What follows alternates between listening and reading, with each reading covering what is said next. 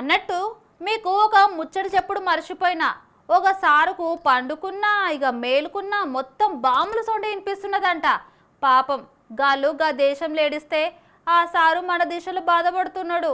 ఉట్టిగా బాధపడే కాదు, దినంగా దేవునికి దేవుడా ఎట్లయినా ఈ యుద్ధం బంద్ కావాలని మొక్కుతున్నాడు కూడా. మరిగా సారు ఎవరు, గందగానం ఎందుకు బాధపడుతున్నాడో ఇక తెలుసుకుందాం పాండి. ప్రపంచంలో ఉన్న పబ్లిక్ అందరూ ఎట్లా కోరుకుంటున్నారో కేఏ పాల్ సార్ కూడా గట్లనే కోరుకుంటున్నాడు. మళ్ళా ఇరాన్ ఇజ్రాయెల్ యుద్ధంతో ప్రపంచంలో ఉన్న పబ్లిక్ మొత్తం మస్తు పరిశాన్ అవుతున్నారు. గ్యాస్ తిక్కెళ్ళి ఇప్పటికీ గ్యాస్ బుడ్డీల కష్టాలు పోతలేవు. గంత నారాజు ఉన్నది మళ్ళీ పరిస్థితి. అందుకే ఈ యుద్ధం ఎట్లయినా ఆపాలి, మీరందరూ ప్రార్థనలు చేయాలి. నేనైతే బగ్గ కొట్లాడుతున్నా యుద్ధం ఆపనీకే.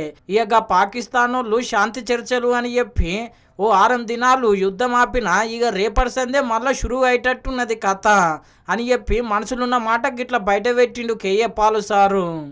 24 గంటల తర్వాత మరలా ఈ ప్రపంచ యుద్ధం ఆరంభమయ్యేటట్టు కనబడుతుంది. పాకిస్తాన్ పీస్ టాక్స్ కంప్లీట్గా ఫెయిల్ అయిపోయాయి.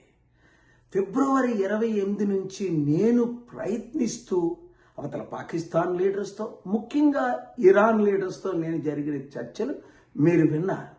అమెరికాలో ఉన్న ప్రెసిడెంట్ ట్రంప్ గారేంటి, ఇక్కడ పెద్దలేంటి, గంటల తరబడి నేను ఇచ్చిన 15 పాయింట్లు డిస్కస్ చేసి ఒప్పుకున్నప్పటికీ ఆయన చీఫ్ నెగోషియేటర్ ట్రంప్ గారు ఒక స్టీవ్ విట్కాఫ్ గారు కాల్ చేసి సలహాలు అడిగినప్పుడు నేను ఇచ్చినప్పటికీ ఈ యుద్ధం మాత్రం ఆగటలేదు.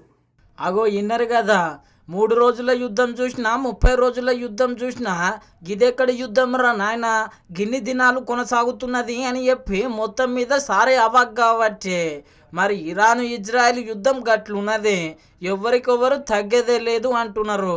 ఇక నడుమ సూది తీసుకొని పొడిచేటట్టు అమెరికా ఒకటి.